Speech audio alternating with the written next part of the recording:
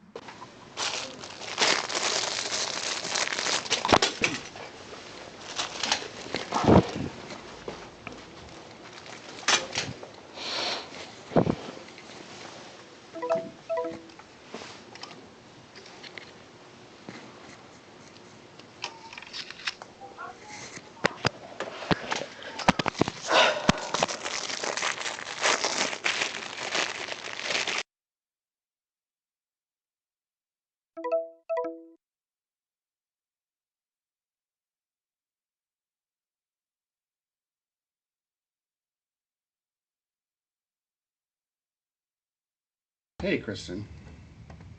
Hi, I think everyone can hear us, right? Everyone can hear us right at this moment. Yes, and I'm Okay. muted everybody else to get the sound level down a little bit. I Hi, don't think. everyone. Please do in the meeting chat room say hello if you haven't already. Sometimes you will hear one of us typing as we say hello to you. Just means we're keeping tabs on what's going in the chat room. The chat room, the text chat, if you don't see it yet, is the little text speech balloon. And it's in your toolbar or along one side, depending on which device or software version you're using. But it shouldn't be too hard to find. Feel free to ask questions during the presentation. That's what we want. That's what we're here for. And we'll stop right in the middle and say, let's do this if there's a question that's relevant. If not, hold on to it. We'll get back to it towards the end. And I'll be moderating if Chris is talking. I'll be trying to keep track of questions that are coming through in the group chat.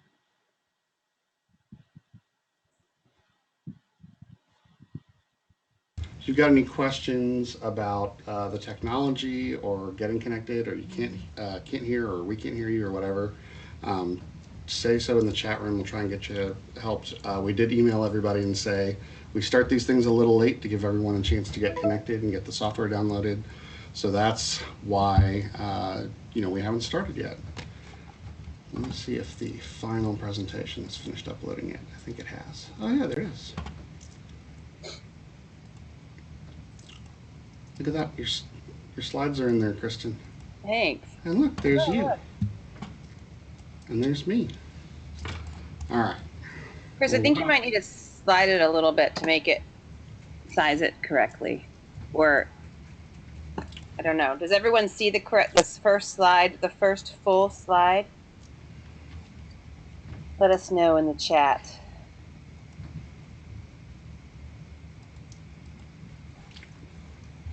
It depends on whether you're in reading or presentation mode. I think I just switched over to presentation mode. I think. So I should be in reading, Chris? No, set it to presentation if you don't see it in presentation.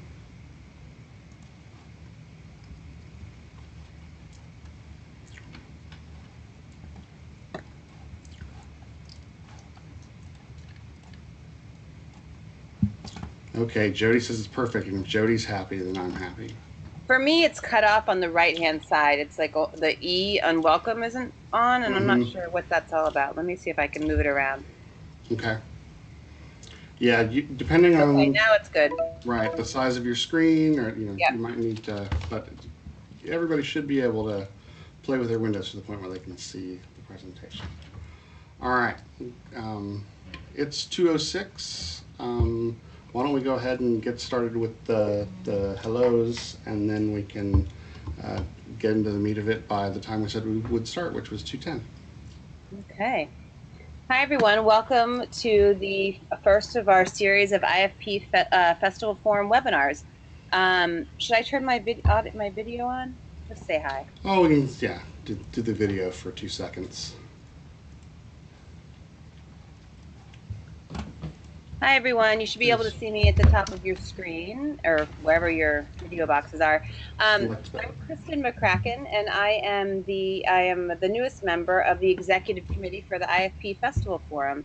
And I came on board to help with member communications. So we hope that if you like this webinar, that eventually you might consider joining the Festival Forum.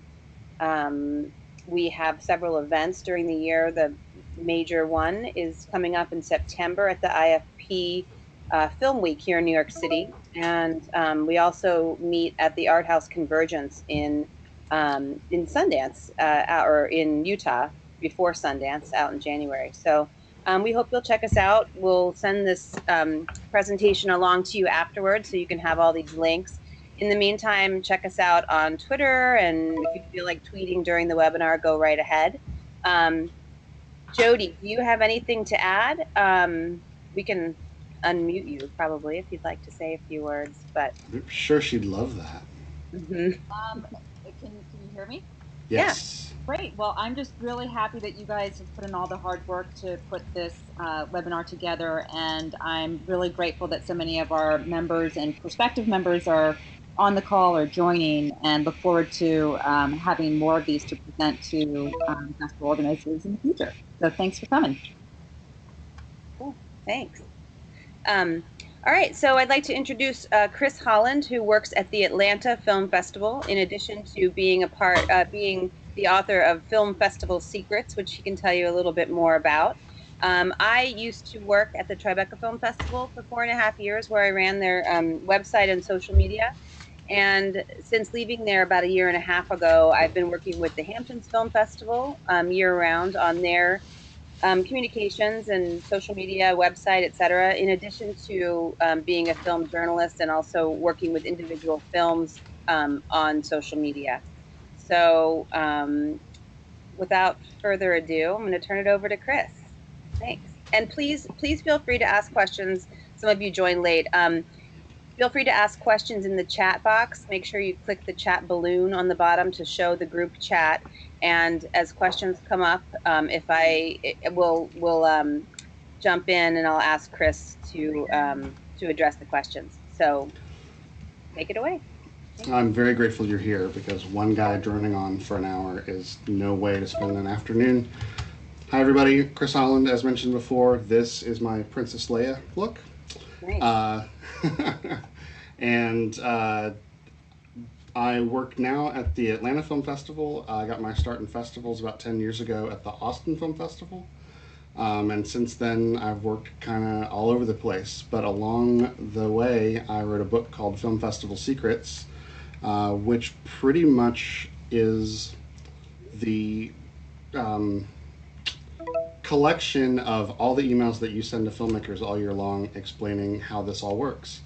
It's due for a refresh, and I'm working on that probably for publication next year. But in the meantime, if you head over to filmfestivalsecrets.com, you can see what that's all about. And I'm going to turn my camera off now, and we're going to get some things started. You all showed up to hear how everyone is on the marketing team. Which, if that resonates with you, then you've probably done your fair share of marketing, and you've probably heard the phrase, well, that's marketing's job. That's what marketing should have done. And it's frustrating for marketers, but it's just as frustrating for other team members to feel like they are ignored, or that what they do doesn't relate to marketing. And what I have come to realize over the years is that it's all marketing. It's all woven together, and we're going to delve a little into that, talk about some of the ways that other departments relate to marketing and what you can do to bring people into the fold. I don't often like to start off with a quote, and the first thing I'm going to do is try and turn off those hello and goodbye audio chimes. Kristen, can you play with the audio settings and see if you can get that turned off? Because that's Yeah, I was super trying to do annoying. that, and I'm not sure I know what I'm And doing, but I'll try. we've all seen terrible movies that start off with a profound quote that may or may not have anything to do with the film in question. So, in order to make you feel a little more at home as film festival people, maybe white on black is better. Or you know what? Let's put it in papyrus, and that should do it. I think everybody should feel at home now. And since I can't hear you laughing, as I'm sure you must be, feel free to LOL in the chat room because that'll make me feel like I didn't make a really dumb joke for nothing. Success has many fathers, but failure is an orphan. When you put that into festival parlance, what's failure? Well, success is on the left. You got a nice full screening, and failure's on the right. Nobody's there. And so how does that quote come through in festival parlance? Well, if you're a stereotypical programmer, if the house is full, well, the programming did a great job. We picked a movie people wanted to see. And if it's empty, well, marketing dropped the ball. It's marketing's fault that they didn't get the word out that we had this great screening going on. And I don't want to cast programmers as the bad guys. That's not the point. I mean, marketers do the same thing. If the screening is full, well, cool. We did a great job, and that Instagram campaign we put together was terrific. And if it's empty, well, nothing we could have done could have made people come to see this movie because it's terrible, and the audience knows that no matter what we do. And the truth clearly is somewhere in the middle. It takes all kinds of variables and all kinds of things to make a full screening happen. And those things start with programming. They pick a movie that they think the audience wants to see. And okay, then it's marketing's turn. Marketing needs to let the audience know that this is happening. And okay, well, maybe our audience isn't going to fill a theater for this movie on its own. We should look for the film's target audience. Who does this film speak to? What's the base that we can go out to and bring in to fill the theater? Well, we've got to do some research on the niche marketing for that. And we're probably going to find some organizations to partner with. And that's where the conflicts come in, because maybe they've got an event already planned for that night that they're doing, and maybe that target audience is somewhere else. And oh gosh, what else is going on in the city that night? Did we schedule this right? And is the location right for that target audience? Are they all on the east side of town and our theater's on the west? And is the weather going to be too nice for people to come out and see a movie, or is it are there going to be tornadoes that keep everybody at home? That actually happened to us last year during our festival. Is it too early or is it too late? People are going to get to the theater after rush hour and dinner, or are they not going to want to stay up till 11 o'clock to see a movie? All these variables keep, I think, all of us up at night, and you start to wonder, why exactly are we doing this? The point I'm trying to make is that no amount of marketing, the world's best marketer can't account for all those variables, and the thing that they're trying to market has to be inside this ecosystem of the properly programmed thing, with marketing taken into account from the beginning, with logistics and operations taken into account from the beginning, and the proper environment has to be created. Marketing is about storytelling, telling the story as a festival, as an organization, of who we are, and what it is exactly that we do, and how we do it, and where and when and how much tickets cost. But most importantly, why we do it. Why is it that we have a film festival?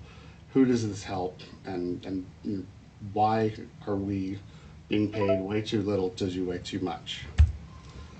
The problem is that we get focused on our own little piece of that ecosystem.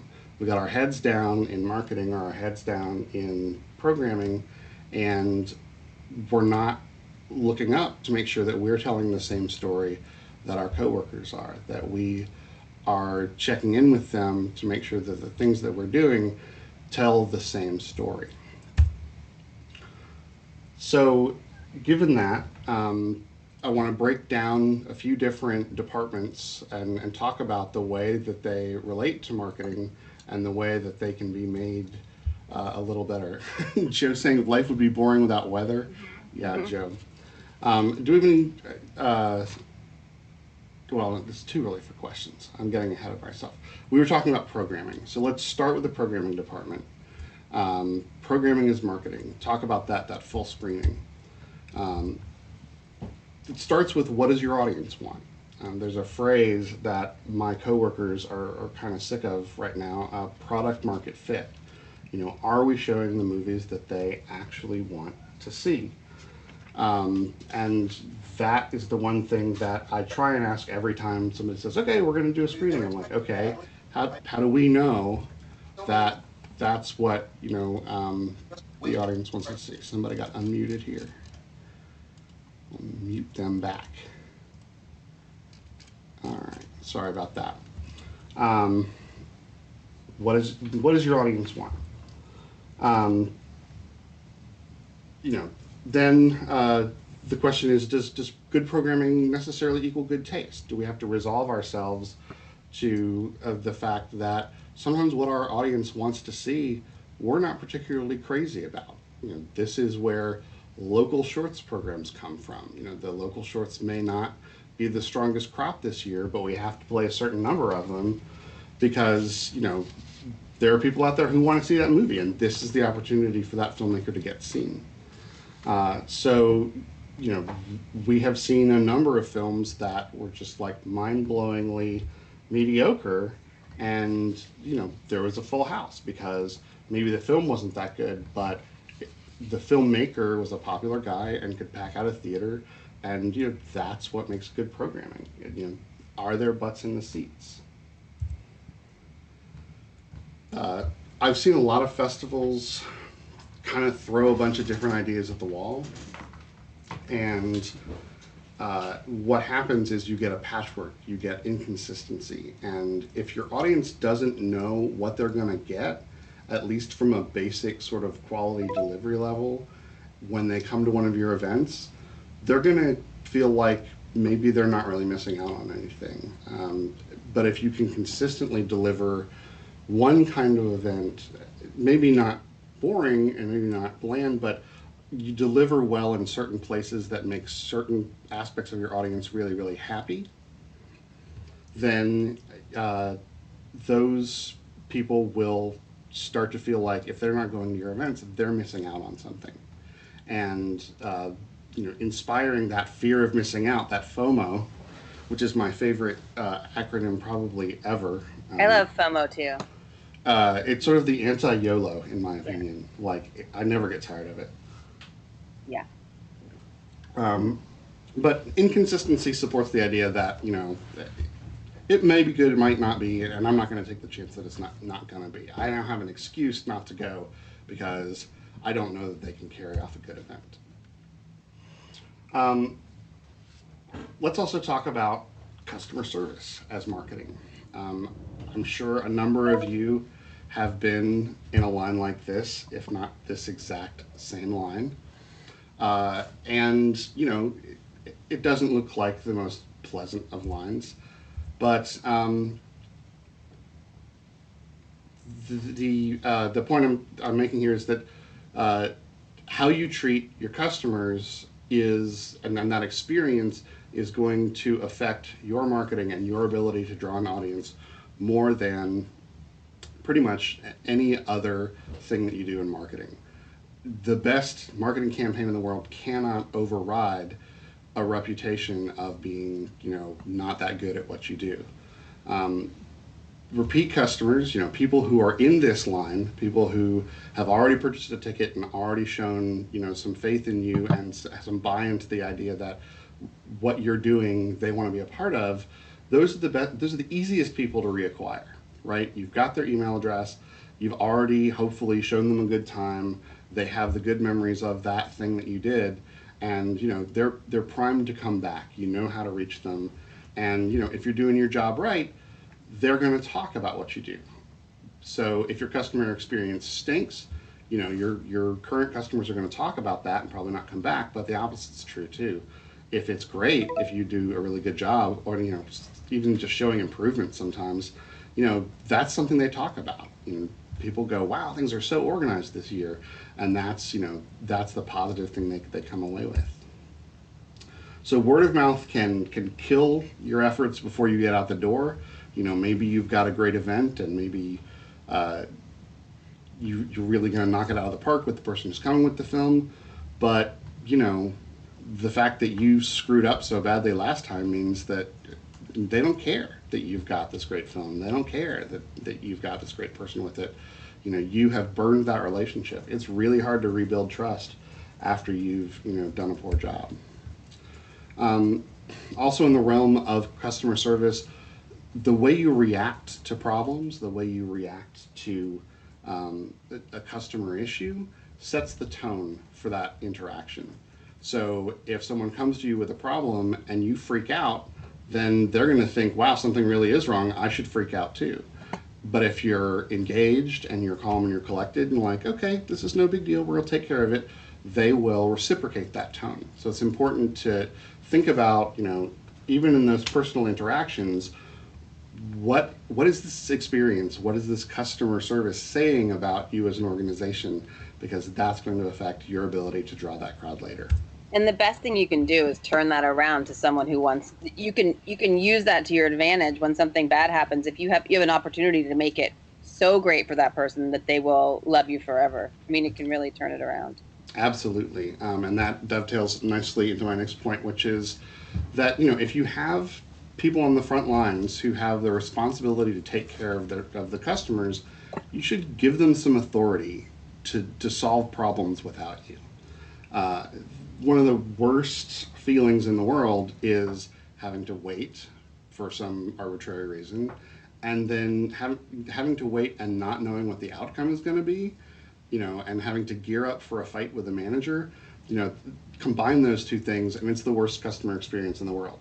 If you can come up with some standard form of resolution for standard, I missed the screening, or I didn't want to see this movie, or whatever it is, if you have comp tickets or you give them, a dollar per day authority to refund tickets without involving a manager, that eliminates that bad feeling. And just like, here's your $20 back. Sorry you had a bad time. That saves the relationship. Whereas if you make it a hassle, then, you're just damaging the relationship that was already in trouble. Kill them with kindness. Pretty much. Yeah. And honestly, like, at that point, you need to refund the money to save the relationship. The $200 they might spend over the course of the year later, is worth more than the $40 you're saving on the tickets that they bought and you're not refunding now. So think about the consequences of your policies, and just let people do their jobs. Zappos is a legendary, online company that basically gives their customer service reps the authority to fix customer service problems however they see fit. I think there might be a dollar cap, but I'm not exactly sure how that works. But the result is that, these people don't have to waste time looking up things in a policy book or going and getting a manager. They just say, here's how we're going to fix this, and it's fixed, and they have fanatical brand loyalty. At the end of the day, though, the question is, are the things that you're doing right outweighing the things that you're doing wrong? We'll go back to our picture of this unknown festival. I don't know where it could be. And this young lady right here, she doesn't look that happy, but she kind of looks like maybe she has a sense of humor about the whole cattle call thing. I love the cows in the background, because it does feel like a cattle call. But the positives of this festival, the good things that she experiences at this festival, make it worth standing in line. So, if the rest of your experience is that good, you can have an experience that isn't that great and have people tolerate it and even kind of enjoy it. All right, we have any questions up to this point? I just wrote that I'm too busy looking for myself in this picture then. Yeah, well. Just kidding. I'm surprised you know where this is. Mm-hmm. Hi, Susan. We're glad you made it. Yeah, we're recording. I see the little red light blinking on and off. And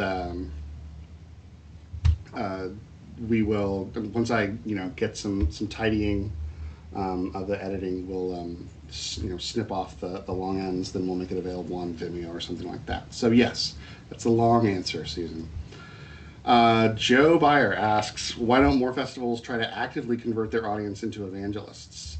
That's the best free marketing in the world. Well, it's a good question. I think, ultimately the question of why don't more festivals do X is that, everyone's resources are constrained.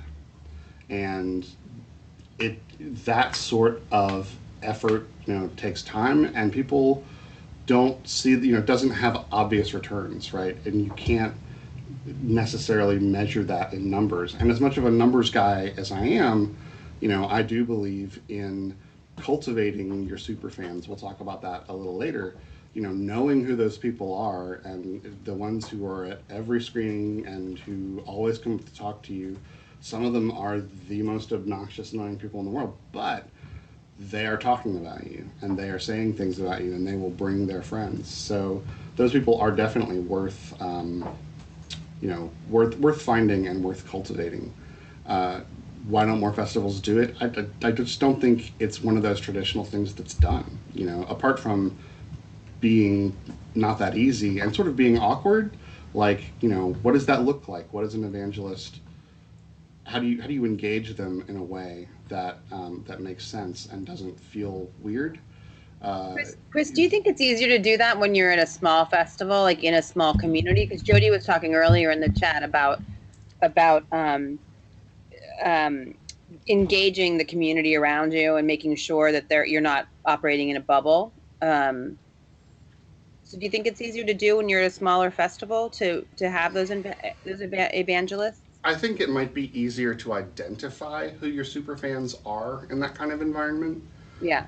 Look, it's about attention. It's about you looking that person in the eye and saying, I know you. You come to everything we do, and I appreciate it. And you know what?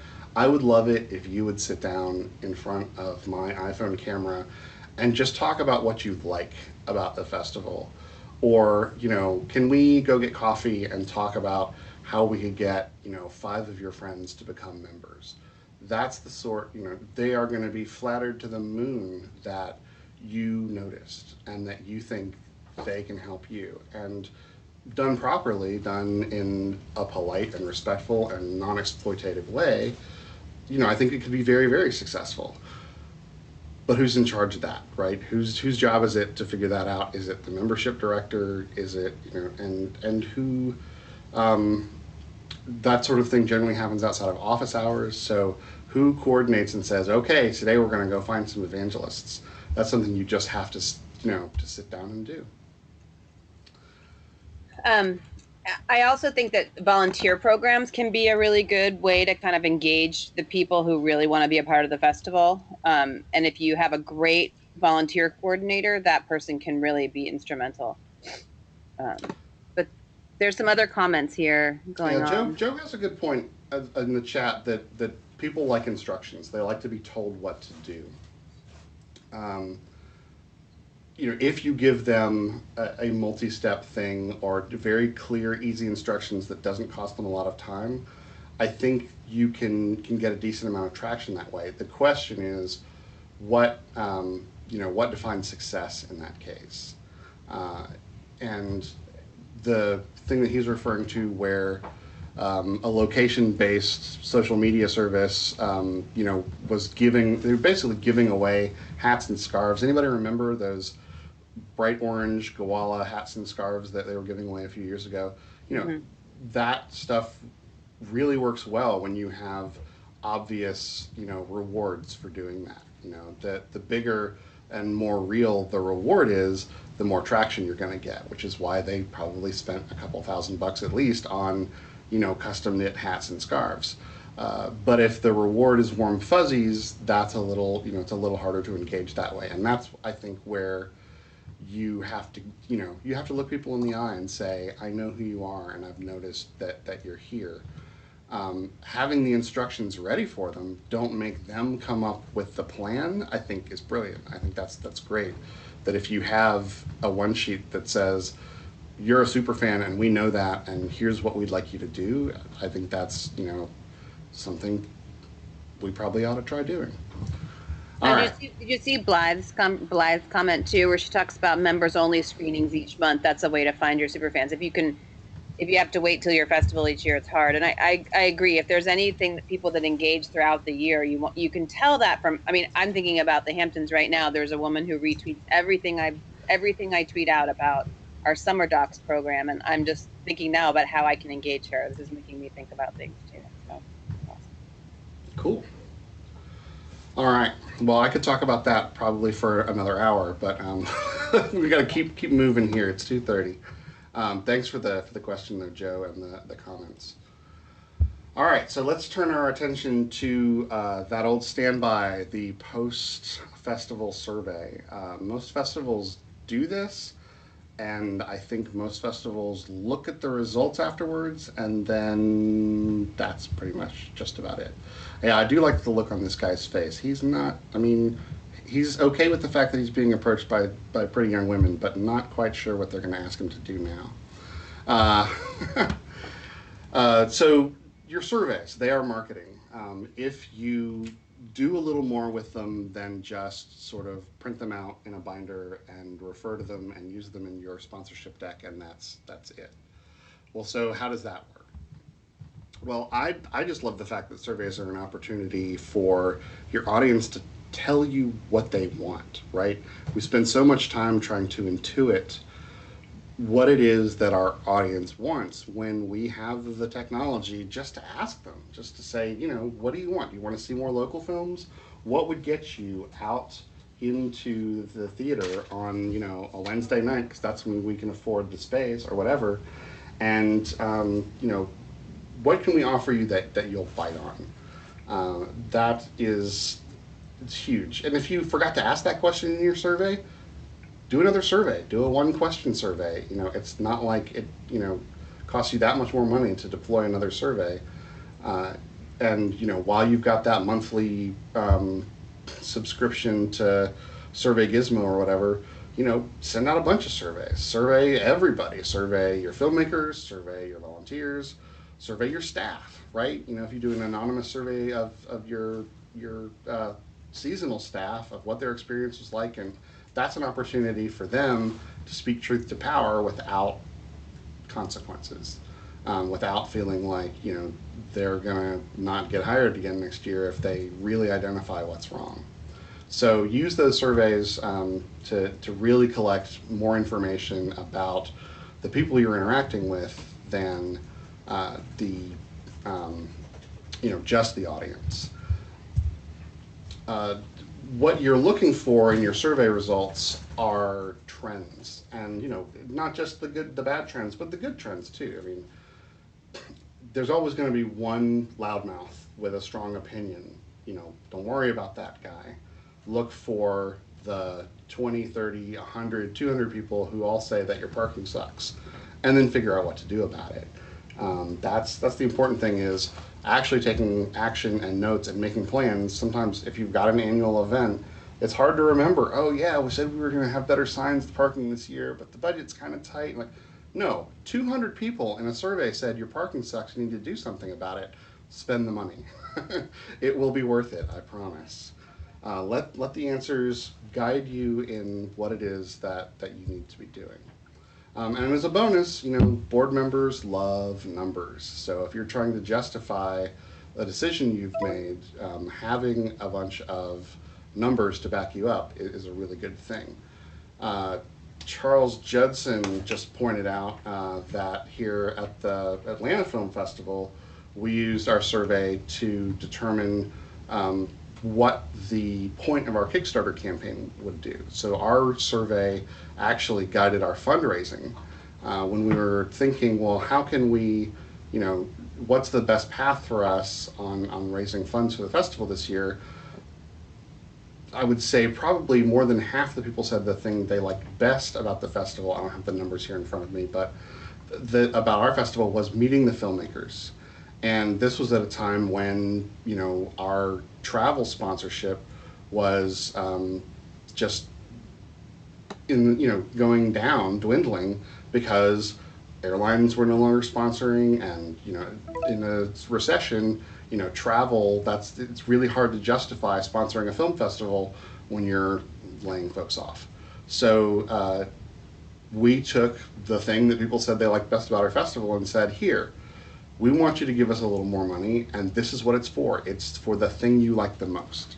And we raised nearly $18,000 for filmmaker travel and lodging, and brought more filmmakers to the festival than we had in several years. Certainly in the number of years that I've been with the fest. So that's just one way that surveys can really affect what you're doing and how you're doing them. I see Blythe talking about paper surveys.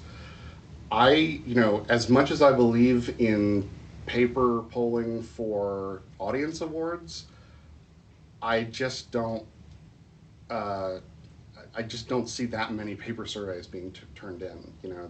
The response rate on email surveys, when you can just sit there and click instead of, in the environment of a festival, you've got this piece of paper and you're trying to scratch out, your annual income, while sitting in a theater seat. I just don't think that really works. But we still do them. We had a survey in our guide, and I think got a couple back, maybe. Anybody else have like real good response rate on paper surveys? Kristen, what do you know about surveys? Anything? No, I mean I've used SurveyMonkey in the past. I can't remember. I mean, Tribeca had one point had hired people to do surveys like at a live event, like John, like I think Joe here is talking about, and but I don't know how that was done. I don't know if it was done with iPads or not. But that was how we kind of based a lot of things on that survey, like during the actual festival. Cool. Yeah, I like the idea of shorter paper surveys, that get basic information in line. And Joe's comment about the LA Film Fest having basically a street team and doing a real quick survey of 8 questions on an iPad, and they got, an automated thanks while they were standing there. That's pretty cool. And an entry into, a raffle off all the a pass for next year's festival. We did that too at Tribeca, and that was helpful. Yeah, a helpful incentive. I mean, I think so. I wonder. I wonder what the response rate would be if you A/B tested that. Told half the people that they would be entered to win, and the other half the people, it's just out of the goodness of their heart whether the difference in response rate would be. Yeah. Anyway, all right. So let's get to the big one, reputation. And we've kind of been talking about reputation this entire time, but I want to just delve a little deeper into what the power of a reputation is and how it affects your marketing. All these different aspects that we've been talking about are linked to your reputation as an organization to deliver a quality experience. And I think if I'd been giving this talk 10 years ago, the name Alamo Drafthouse probably wouldn't have the power, the recognition that it probably has in this room. I think I'm safe in saying if you haven't heard of the Alamo, please pipe up in the chat, as opposed to if you have, because I think all the hands would be raised. At any rate, the Alamo Drafthouse, founded in Austin, Texas, and has grown into a national chain. Growing very rapidly, but founded on a small series of cinemas that also serve food and beer and wine and in recent years hard alcohol, and with a lot of really adventurous programming. And they have, through various trial and error, various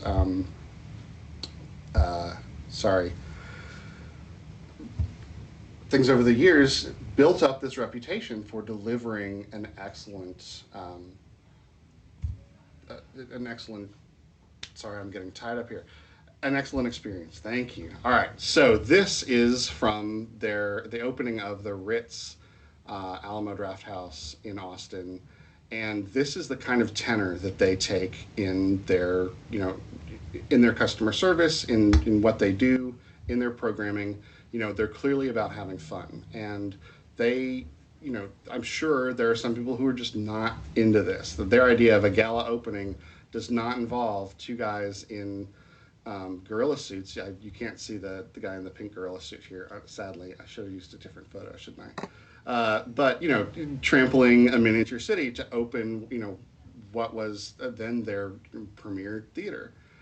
But they, for every person they've offended, they have inspired fierce loyalty in the people who like this really speaks to them.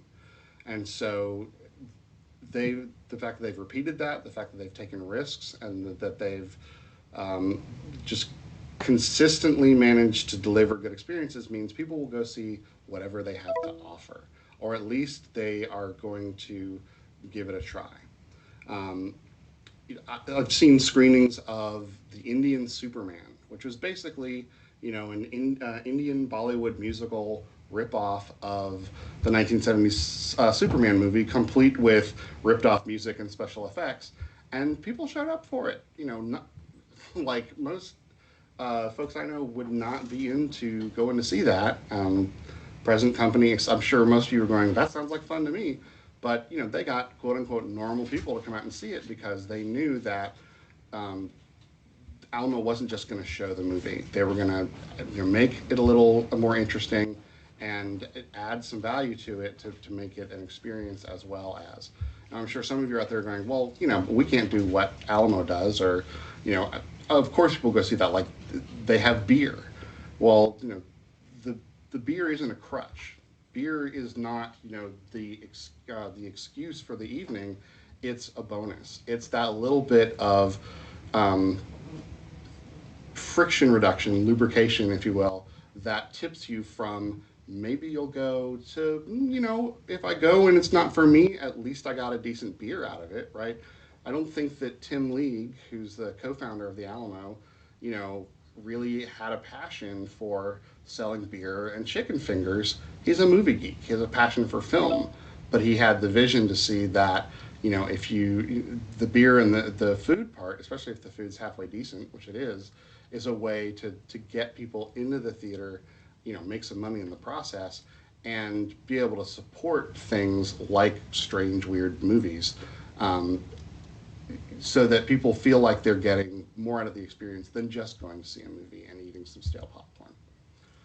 So the question is, you're not the Alamo Drafthouse. You don't have your own venue, certainly not one with a kitchen or a liquor license. What value can you add beyond the film that you're showing, each and every time, that reduces that friction, that makes people feel like, well, even if I'm not crazy about the movie, at least I know I can get this, or at least I know I'll see that, or at least I'll have a fun time doing X, Y, or Z. And that's different for every festival out there.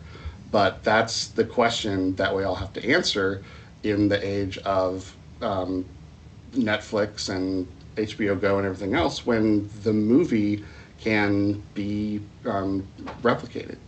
So This is one of the places where I think sponsorship can step in. Like, I saw some, I think it was at Tribeca this year. They had, I don't work there anymore, but they had this great thing where Heineken sponsored like 3 screenings, and then afterwards that Q&A was held at a local bar with free beer, and so Heineken really made the experience better for it wasn't just, promoting the brand, it was making the whole experience better. They had an extended Q&A in a bar next door, and it was right next to the theater, so it was like no problem. We didn't have a lot of drop off between the movie and the Q&A.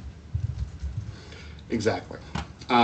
So the last thing is, what is your path to brand loyalty? And this is sort of connected to what's the value that you add. Every festival obviously being different, festivals of different sizes, stealing ideas from other festivals, and stealing ideas mercilessly is, one of the true paths to enlightenment. But recognizing who you are and who your audience is. Um, you know, Starbucks is, very, very successful, very, very large, and their path to brand loyalty, at least for me, is I can pay with my phone and I can look up a place and just they make the process of getting in and getting a cup of coffee very, very easy. I don't have to think about it. I don't have to take my credit card out of my pocket. I just use my phone, which is already out of my pocket anyway, as opposed to the very, very good and maybe cheaper and certainly you know uh, I would feel better about supporting our local coffee shop than Starbucks, but I don't because they've reduced that friction for me of buying coffee. I know I'm a slob, but the local coffee shop, their path to brand loyalty is different. They don't have those resources to build an app and have all the behind the scenes things. Now maybe they can fake it. Maybe they can use something like Square Wallet and get there in a workaround. But um, their path is probably not around we make buying coffee easy. It's probably we offer something that Starbucks doesn't, or we give you warm fuzzies in a way that Starbucks doesn't. You care about buying local, so buy from us because we are it. Same thing applies to film festivals, he said, knocking the mic around.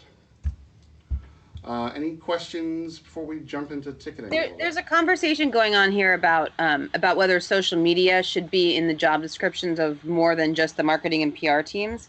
And I'd like to just address that a little bit. When at all the festivals where I've been involved in any way, I've been that kind of ambassador for social media, and I've made things. If there's a way to, it's not exactly answering your question because I think that that's a whole different animal that should be addressed at some point in our lives.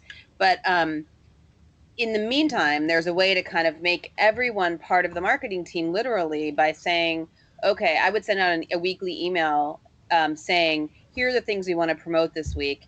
Here are sample tweets. Here are sample Facebook posts. Just if you don't have time to write one yourself, just copy and go and try to have everyone in the company try to act as an ambassador for the company, for the festival. So that's just something that the easier you can make it for people, the better.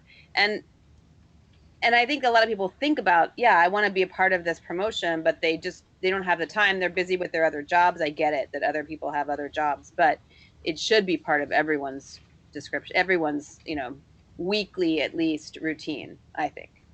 But Yeah, I think there's a certain amount of fear tied to allowing just anybody to be the official voice of the organization. Um, and I don't think we quite have the answer for that yet. Again, it's different for every organization, but in general, we've had some success, asking our folks on staff, hey, if you want something tweeted, then tweet it yourself and at mention the official festival account. And if it's appropriate to go out to the entire audience, we'll either retweet your tweet or copy paste into our own tweet or whatever.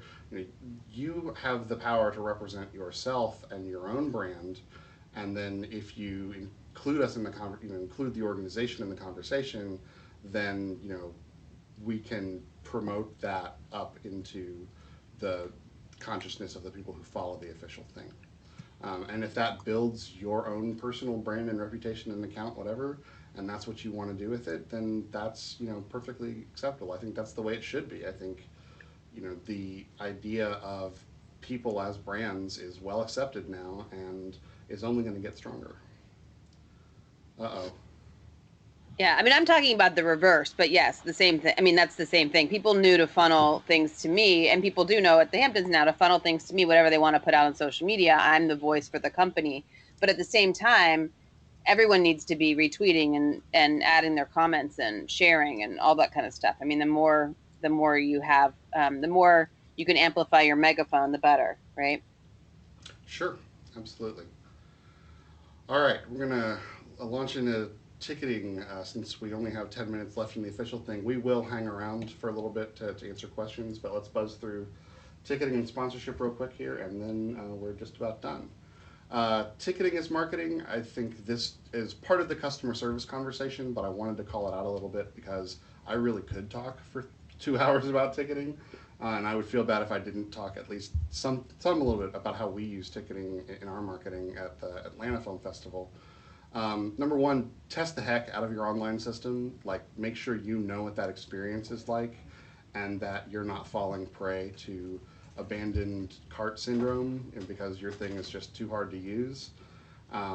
We switched from one vendor that I felt was just too complicated for our folks, and went to Eventbrite, which is, in a lot of ways, just sort of like the default choice for ticketing. If you're doing it onesie twosie, and in a lot of ways is not particularly, uh, you know, customized for film festivals. It's hard to manage all those individual events when you've got 10, 12, 20 screenings in a day.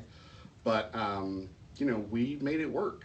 So we use Eventbrite for all of our off-season screenings, all of our festival screenings, and all of our passes. So, we've made it work. And the benefit is, they've had millions of people hammering on their system. They've got the bugs worked out, and everybody's used it for everything else, so they're familiar with it. They already have an account.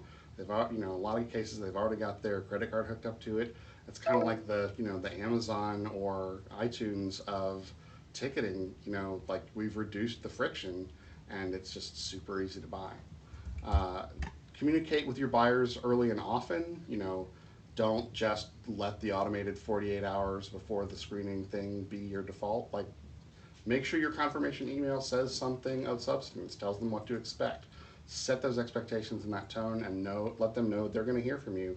And that way you can deliver important information instead of in one, wall of text email. You can say, okay, parking's going to suck. You need to come a little early. And if you don't get here by the time the movie starts, you're not getting in. Like, all that kind of thing really penetrates more when it's delivered, one message at a time instead of 8 messages at a time.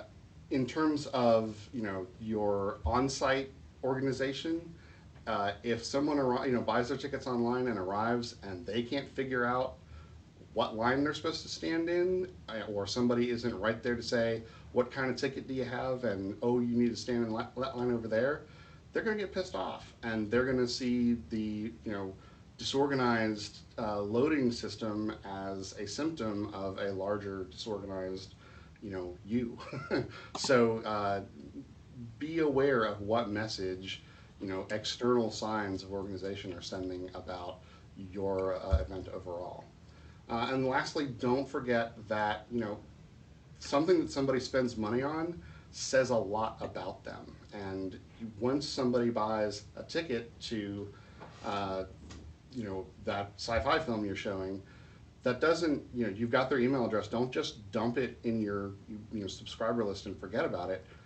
You now have a custom-made list of people who have said with their dollars, hey, we like sci-fi movies. So the next time you have a sci-fi movie to market, you can send an extra special email to people that says, hey, we noticed you came to Brazil 6 months ago.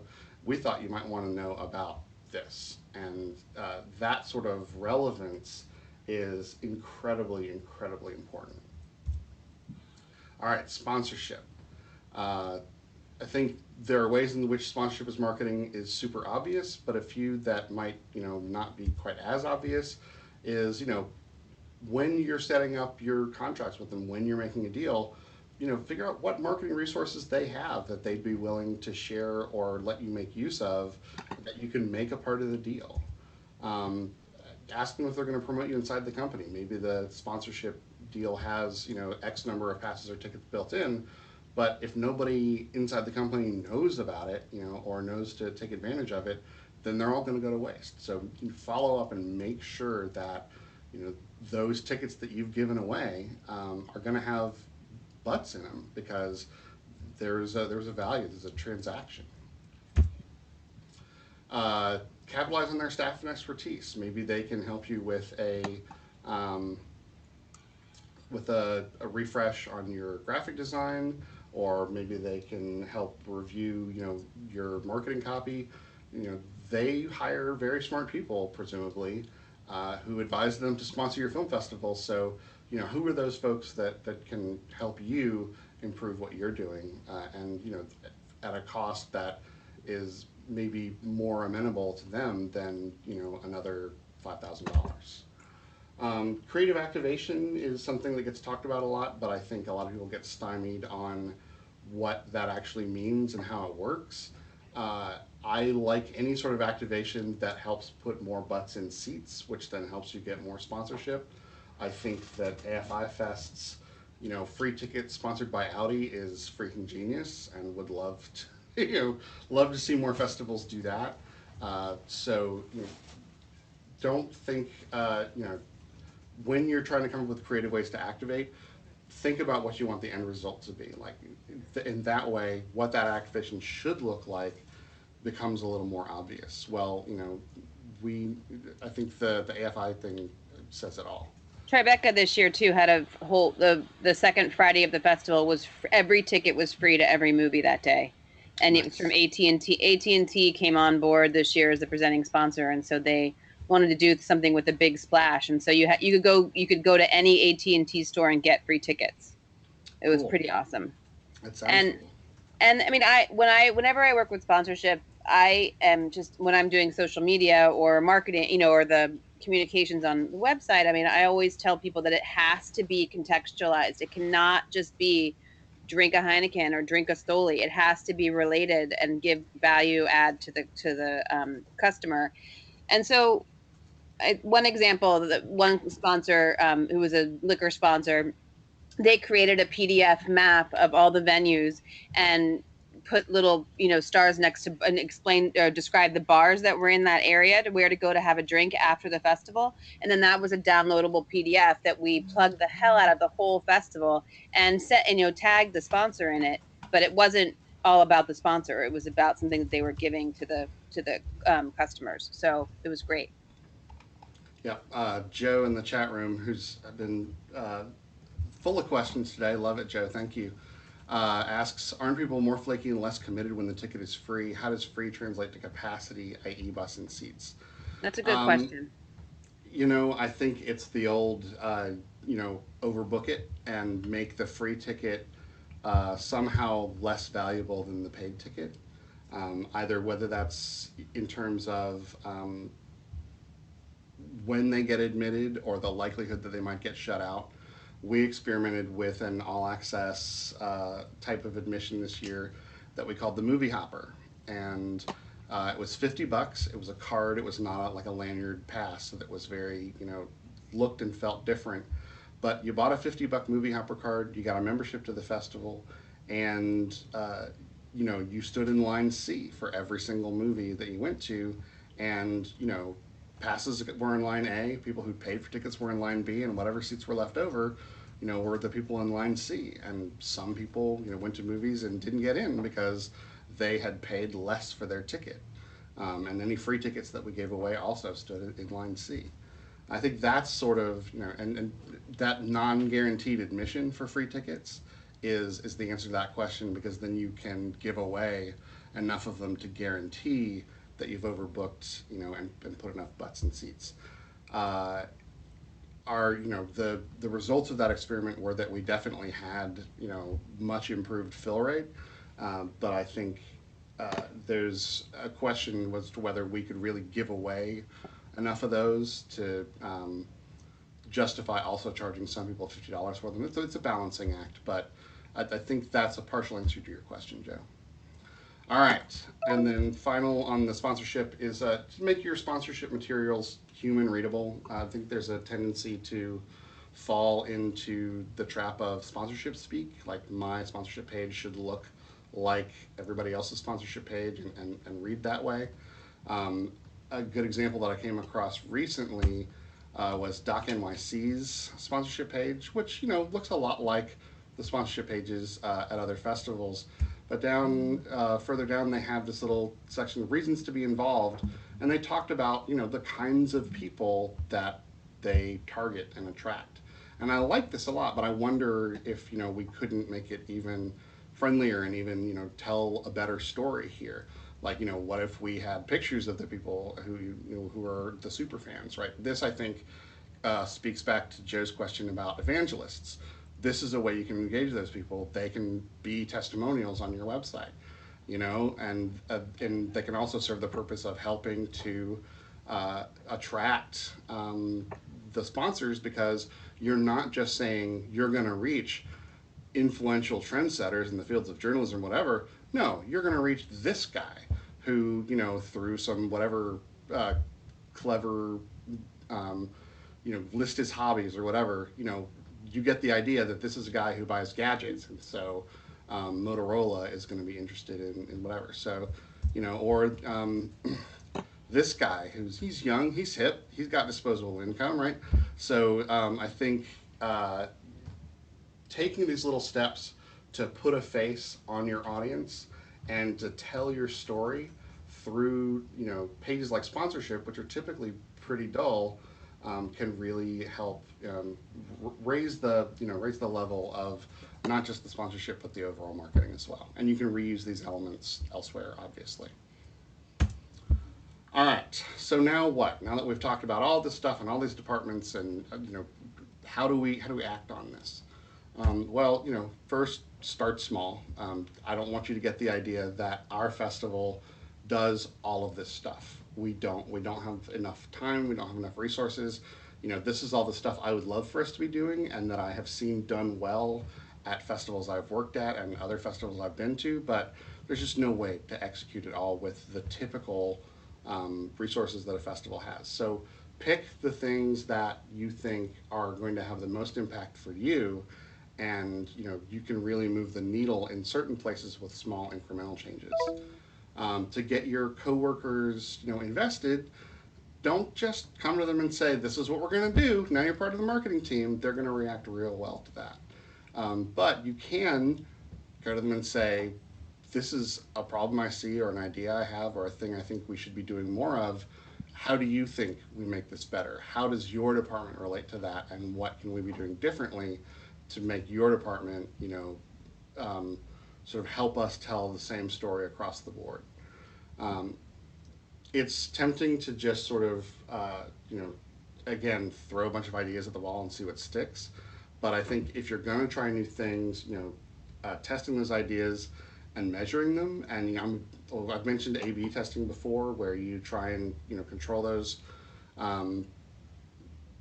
similar factors as much as possible and just test one thing. That's hard to do, especially if you've got like one screening a month or whatever. But you could do two things differently one year in terms of I hate to say theater loading because you don't want to confuse your audience, but you can find a way between two different venues to A/B test one thing and just see how it goes. You can't control everything, but the more you measure it and the more you think of it as an experience, the better you're going to understand what it was that your idea did to the experience. Understanding your audience through the surveys, and all, that I think is a huge part that festivals take for granted. They kind of go, we know who our audience is. It's Bill and Sam, and and they kind of like this, but they don't like that. Ask them. Your audience might be changing in ways that you don't know. I mean, maybe all the people who signed up for it 5 years ago have had kids since, and they're not showing up because now they're at home watching, Princess Sophia with their kids. Ask them what's going on in their lives. Use those surveys. Prioritize the customer experience. Another big one. That's part of your story.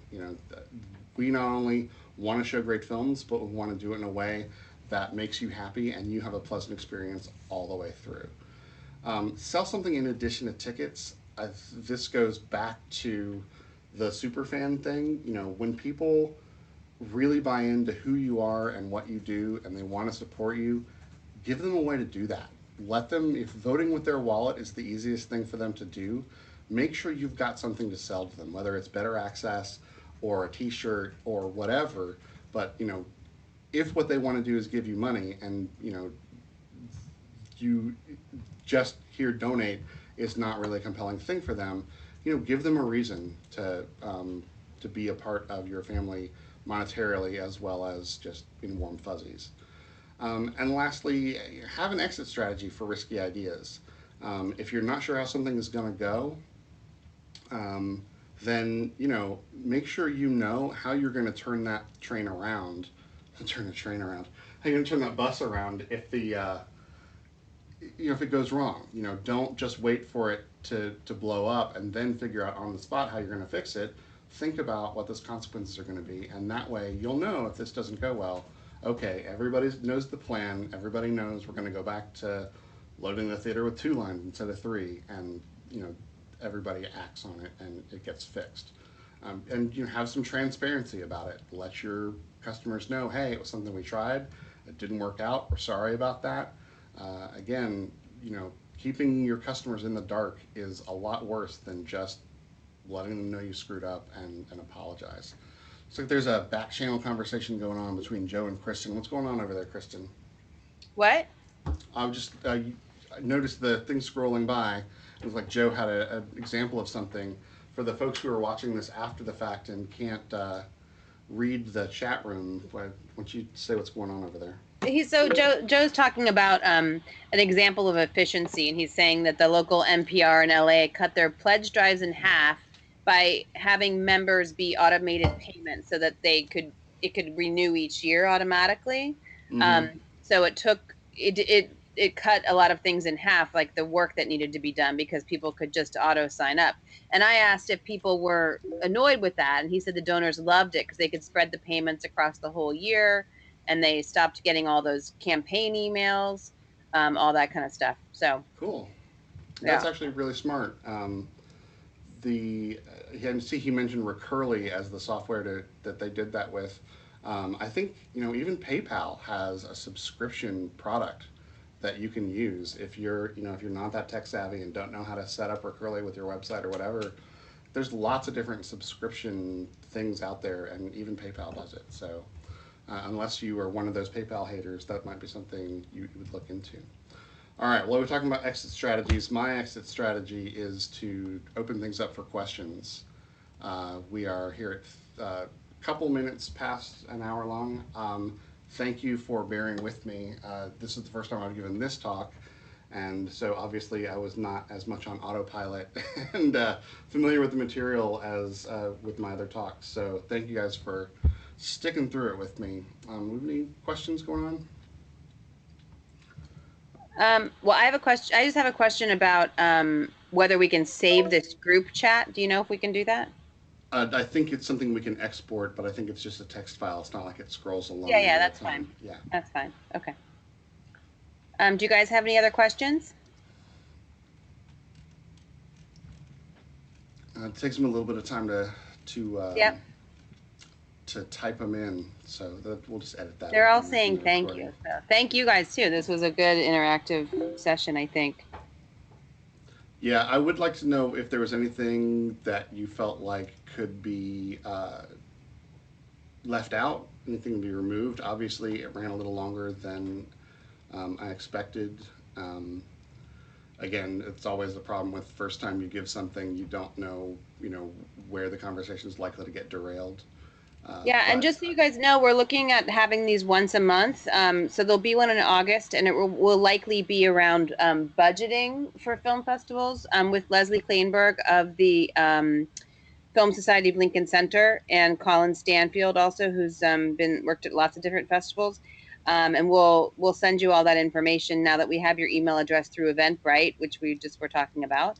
And we'll also be looking for suggestions for future ones. In September, there'll be the IFP Film Week, so there won't be a webinar that month, but then we'll resume in October. So we'd love to hear from you guys. So Jody asks whether this is something that we should also do at Independent Film Week. We've talked about having this same kind of topic as one of the seminars at the Independent Film Week, and maybe a little more about social media as well that I could give some input on. I hope we wondered if you guys thought it would be redundant or if it would be okay. Oh, and Joe, thanks for that feedback. I think we realized that after we scheduled the event, so we will make sure to kind of not cross schedule against other people's things. Yeah, just like you said in one of those slides. Yeah, Student Spark, same time too. Okay, that's good to know. Thank you. It's a popular time. I think next month might be on a Wednesday, so we'll let you know. Committee structure for festivals, very excited. That's interesting.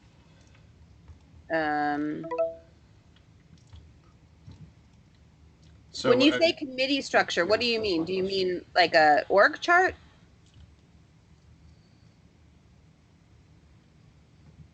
Yes. Okay. So how jobs are laid out. Okay. That's a good note. Or strategy to balance volunteer versus staff. That's good too. Yeah. Okay. I'm making these notes, you guys. I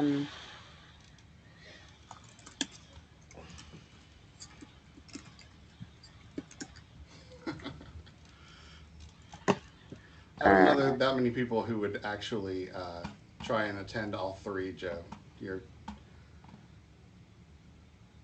I know quite that the trooper. a Twitter chat is enough for me for an hour. I can't do anything else. It blows my mind somehow.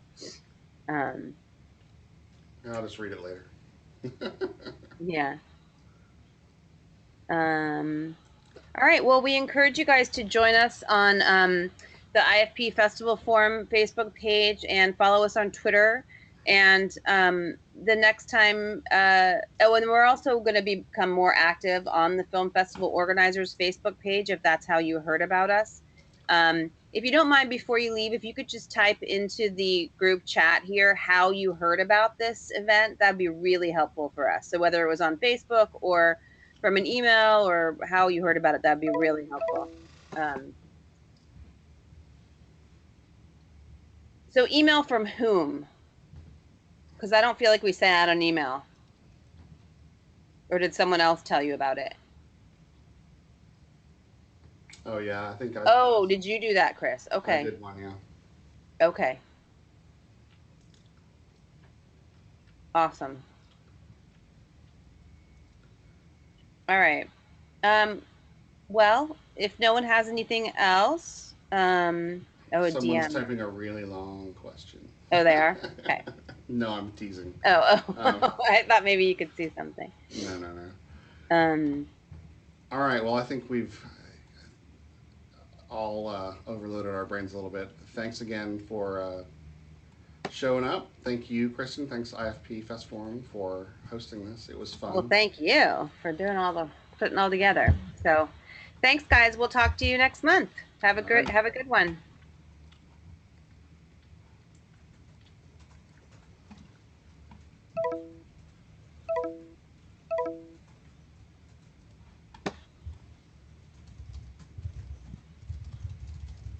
Chris, do you think I need to save up? Someone said that they were able to save the whole Wait, is what website down? The IFP Festival Forum?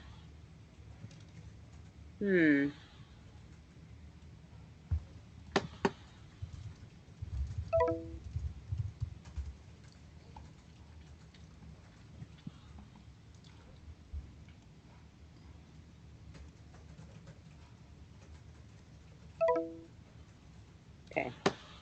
All right. Thanks, you guys.